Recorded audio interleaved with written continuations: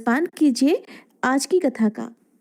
आज के महात्म्य के अनुसार एक बार भगवान सांकृति आदित्य लोक में गई। आदित्य लोक में भगवान सूर्य नारायण वास करते हैं।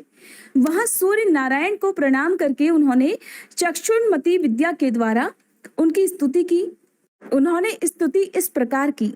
चक्षु इंद्रिय के प्रकाशक भगवान श्री सूर्य नारायण को नमस्कार है। आकाश में विचरण करने वाले सूर्य नारायण को नमस्कार है। महासेन अर्थात सहस्त्रों किरणों की भारी सेना वाले भगवान श्री सूर्य नारायण को नमस्कार है। तमोगुण रूप में भगवान सूर्य नारायण को नमस्कार है। रजोगुण रूप में भगवान सूर्य नारायण को नमस्कार है। सत्वगुण रूप में भगवान सूर्य नारायण को नमस्कार है। हे भगवान, आप मुझे असत से सत की ओर ले चलिए, मुझे अंधकार से प्रकाश की ओर ले चलिए, मुझे मृत्यु से अमृत की ओर ले चलिए। भगवान सूर्य शुचि रूप है और वे अप्रतिरूप भी हैं। उनके रूप की कहीं कोई तुलना नहीं की जा सकती। जो अखिल रूपों को धारण कर रहे हैं तथा रश्मि मालाओं से मंडित है, उन जात वेदा अर्थात सर्वज्ञ, अग्नि रूप, स्वर्ण सदृश प्रकाश वाले ज्योति स्वरूप और तपने वाले भगवान भास्कर को हम स्मरण करते हैं। वे सहस्त्रों किरणों वाले और शत शत प्रकार से सुशोभित भगवान सूर्य नारायण समस्त प्राणियों के समक्ष उनकी भलाई के लिए उदित हो रहे हैं। जो हमारे नेत्रों के प्रकाश है, उन अदिति नंदन भगवान श्री सूर्य को नमस्कार है। दिन का भार वहन करने वाले विश्ववाहक सूर्य देव के प्रति हमारा सब कुछ सादर समर्पित है। इस प्रकार चक्षुर्मति विद्या के द्वारा स्तुति किए जाने पर भगवान सूर्य नारायण अत्यंत प्रसन्न होकर बोले, जो ब्राह्मण इस चक्षुर्मति विद्या का नित्य पाठ करता है, उसे आंख का रोग नहीं होता, उसके कुल में कोई अंधा नहीं होता। 8 ब्राह्मणों को इसका ग्रहण करा देने पर इस विद्या की सिद्धि होती है। जो इस प्रकार जानता है वह महान हो जाता है। इस प्रकार सूर्य नारायण देव की स्तुति की जाती है। एक समय व्यास जी के शिष्य महर्षि सुमंतु तथा वशिष्ठ, पराशर, जैमिनी, याज्ञवल्क्य, गौतम, वैशंपायन, शौनक, अंगिरा और भरद्वाज आदि महर्षिगण पांडव वंश में समुत्पन्न महाबलशाली राजा शतानीक की सभा में गए। राजा ने उन ऋषियों का अर्घ आदि से विधिवत स्वागत सत्कार किया और उन्हें उत्तम आसनों पर बिठाया तथा भली भांति उनका पूजन कर विनय पूर्वक इस प्रकार प्रार्थना की, हे महात्माओं, आप लोगों के आगमन से मेरा जन्म सफल हो गया है। आप लोगों के स्मरण मात्र से ही मनुष्य पवित्र हो जाता है। फिर आप लोग मुझे दर्शन देने के लिए यहाँ पधारे हैं, इसलिए आज मैं धन्य हो गया। प्रभु, आप लोग अब कृपा करके मुझे उन पवित्र और पुण्यमयी धर्मशास्त्र की कथाएं सुनाए, जिनके सुनने से मुझे परम गति की प्राप्ति हो। तब ऋषियों ने कहा, हे राजन, इस विषय में आप हम सब के गुरु साक्षात नारायण स्वरूप भगवान वेदव्यास से निवेदन कीजिए। वे बड़े कृपालु हैं, सभी प्रकार के शास्त्रों के और विद्याओं के ज्ञाता हैं। जिसके श्रवण मात्र से मनुष्य सभी पापों से मुक्त हो जाता है, उस महाभारत ग्रंथ के रचयिता भी यही है। राजा शतानीक ने ऋषियों के कहे अनुसार फिर सभी शास्त्रों के जानने वाले भगवान वेदव्यास से प्रार्थना पूर्वक जिज्ञासा की, हे प्रभु, आप मुझे धर्ममयी पुण्य कथाओं का श्रवण कराएं, जिससे मैं पवित्र हो सकूं और इस संसार सागर से मेरा उद्धार भी हो जाए। तब व्यास जी कहने लगे, हे राजन, ये मेरा शिष्य सुमंतु महान तेजस्वी और समस्त शास्त्रों का ज्ञाता है। ये आपकी जिज्ञासा को अवश्य पूर्ण करेगा। मुनियों ने भी इस बात का अनुमोदन किया। तदंतर राजा शतानीक ने महामुनि सुमंतु से उपदेश करने के लिए प्रार्थना की, हे द्विश्रेष्ठ, आप कृपा कर उन पुण्यमयी कथाओं का वर्णन कीजिए, जिनके सुनने से सभी पाप नष्ट हो जाते हैं और शुभ फलों की प्राप्ति होती है। तब महामुनि सुमंतु कहने लगे, हे राजन, धर्मशास्त्र सबको पवित्र करने वाले हैं। उसके सुनने से मनुष्य सभी पापों से मुक्त हो जाता है। बताओ, तुम्हारी क्या सुनने की इच्छा है? तब राजा शतानीक ने कहा, हे ब्राह्मण देव, वे कौन से धर्मशास्त्र हैं जिनके सुनने से मनुष्य सभी पापों से मुक्त हो जाता है? सुमंतु मुनि कहने लगे, हे राजन, मनु, विष्णु, यम, अंगिरा, वशिष्ठ, दक्ष, संवर्त, श्वेतातप, पराशर, आपस्तंभ, उशाना, कात्यायन, बृहस्पति, गौतम, शंख, लिखित, हारीत तथा अत्रि आदि ऋषियों द्वारा रचित मनवादी बहुत से धर्मशास्त्र हैं। इन धर्म शास्त्रों को सुनकर और उनके रहस्यों को भली भांति हृदय में आत्मसात कर मनुष्य देवलोक में जाकर परम आनंद को प्राप्त करता है, इसमें कोई संदेह नहीं। तब शैतानिक ने कहा, हे प्रभु, जिन धर्म शास्त्रों को आपने कहा है इन्हें मैंने सुना है, अब इन्हें पुनः सुनने की इच्छा नहीं है। कृपा कर आप चारों वर्णों के कल्याण के लिए जो उपयुक्त धर्मशास्त्रों उसे मुझे बतलाएं। तब सुमंतु मुनि कहने लगे, हे महाबाहो, संसार में निमग्न प्राणियों के उद्धार के लिए 18 महापुराण, श्री राम कथा तथा महाभारत आदि सदग्रंथ नौका रूपी साधन माने जाते हैं। 18 महापुराणों और 8 प्रकार के व्याकरणों को भली भांति समझकर सत्यवती के पुत्र वेद व्यास जी ने महाभारत संहिता की रचना की, जिसके सुनने से मनुष्य ब्रह्म हत्या के पापों से भी मुक्त हो जाता है। इनमें 8 प्रकार के व्याकरण ये हैं: ब्रह्म, ऐन्द्र, याम्य, रौद्र, वायव्य, वारुण, सावित्य और वैष्णव।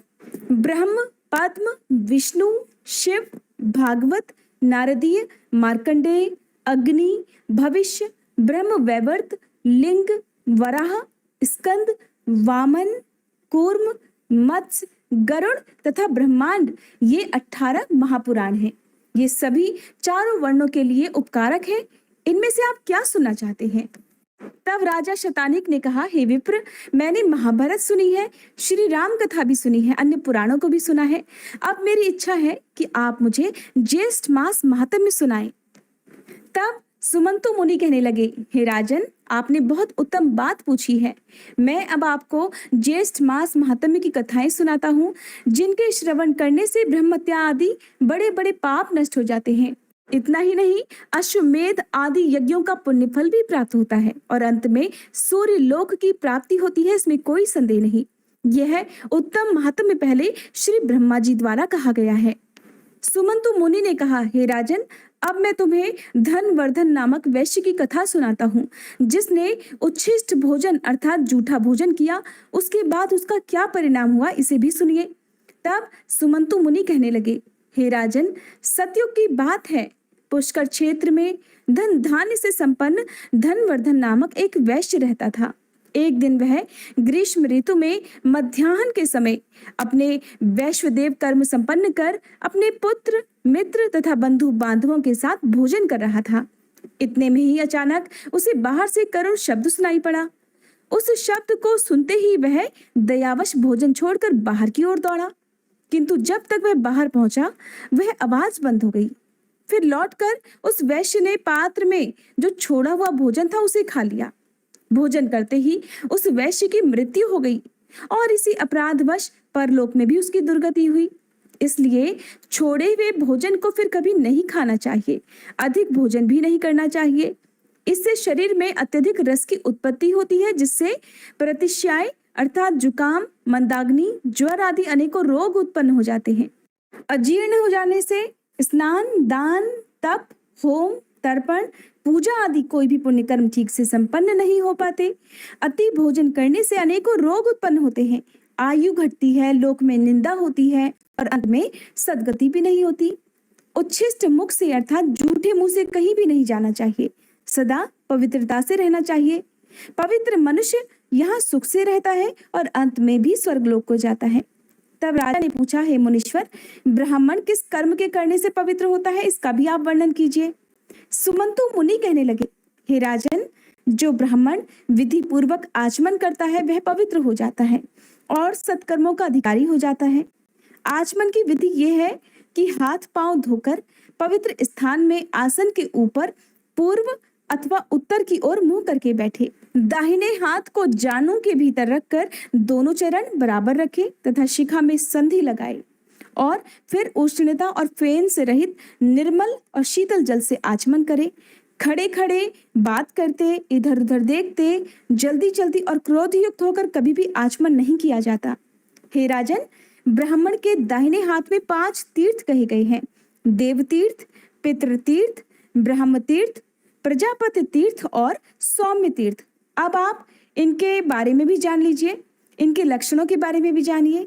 अंगूठे के मूल में ब्रह्म तीर्थ, कनिष्ठा के मूल में प्रजापत्य तीर्थ, अंगुलियों के अग्रभाग में देव तीर्थ, तर्जनी और अंगुष्ठ के बीच में पितृ तीर्थ और हाथ के मध्य भाग में सौम्य तीर्थ कहा जाता है, जो देव कर्म में प्रशस्त माना गया है। देवार्चा ब्राह्मण को दक्षिणा आदि कर्म देव तीर्थ से, तर्पण पिंडदान कर्म पितृ तीर्थ से, आचमन ब्रह्म तीर्थ से, विवाह के समय लाजा होमादि और सोमपान प्रजापस्थ तीर्थ से, कमंडल ग्रहण दधि प्राशन आदि कर्म सौम्य तीर्थ से करना चाहिए। ब्रह्म तीर्थ से उपस्पर्शन सदा श्रेष्ठ माना गया है। अंगुलियों को मिलाकर एकाग्रचित होकर पवित्र जल से बिना शब्द किए हुए 3 बार आचमन करने से महान फल प्राप्त होता है और देवतागण भी प्रसन्न होते हैं। प्रथम आचमन से ऋग्वेद, द्वितीय से यजुर्वेद, तृतीय से सामवेद की तृप्ति होती है और आचमन करके जलयुक्त दाहिने अंगूठे से मुख का स्पर्श करने से अथर्ववेद की तृप्ति होती है। ओष्ठ के मार्जन से अर्थात होठों के मार्जन से इतिहास और पुराणों की तृप्ति होती है। मस्तक में अभिषेक करने से भगवान रुद्र प्रसन्न होते हैं। शिखा के स्पर्श से ऋषिगण, दोनों आंखों के स्पर्श से सूर्य, नासिका के स्पर्श से वायु, कानों के स्पर्श से दिशाएं, भुजा के स्पर्श से यम, कुबेर, वरुण, इंद्र तथा अग्निदेव तृप्त होते हैं। नाभि और प्राणों की ग्रंथियों के स्पर्श करने से सभी तृप्त हो जाते हैं। पैर धोने से विष्णु भगवान, भूमि में जल छोड़ने से वासुकी आदि नाग तथा बीच में जो जल बिंदु गिरते हैं उनसे 4 प्रकार के भूतग्राम की तृप्ति होती है। अंगुष्ठ और तर्जनी से नेत्र, अंगुष्ठ और अनामिका से नासिका, अंगुष्ठ अर्थात अंगूठे और मध्यमा से मुख, अंगुष्ठ और कनिष्ठिका से कान, सभी उंगलियों से भुजाओं का, अंगुष्ठ से नाभि मंडल तथा सभी अंगुलियों से सिर का स्पर्श करना चाहिए। अंगुष्ठ अग्नि रूप है, तर्जनी वायु रूप, मध्यमा प्रजापति रूप, अनामिका सूर्य रूप और कनिष्ठिका इंद्र रूप माना जाता है। इस विधि से ब्राह्मण के आचमन करने पर संपूर्ण जगत, देवता और लोग तृप्त हो जाते हैं। ब्राह्मण सदा पूजनीय है क्योंकि वह सर्वदेवमय माना जाता है। ब्रह्म तीर्थ, प्रजापस्थ तीर्थ अथवा देव तीर्थ से आचमन करे, परंतु पितृ तीर्थ से कभी भी आचमन नहीं करना चाहिए। आचमन का जल हृदय तक जाने से ब्राह्मण की, कंठ तक जाने से क्षत्रिय की और वैश्य की जल के प्राशन से तथा शूद्र की जल के स्पर्श मात्र से ही शुद्धि हो जाती है। हरे कृष्णा। आज का अध्याय समाप्त हुआ। उम्मीद है ये वीडियो आपको पसंद आई होगी। अच्छी लगी हो तो प्लीज़ लाइक जरूर कीजिएगा। और आज आप में से जितने भी भक्त इन कथाओं को सुन रहे हैं, आपको ये सारी कथाएं अंतिम अध्याय तक जरूर सुननी चाहिए, तभी इन कथाओं को सुनने का पुण्य प्राप्त होता है। और हर दिन की कथाएं आप सुबह के समय हमारे चैनल पर इसी तरह से नियम से सुन सकते हैं।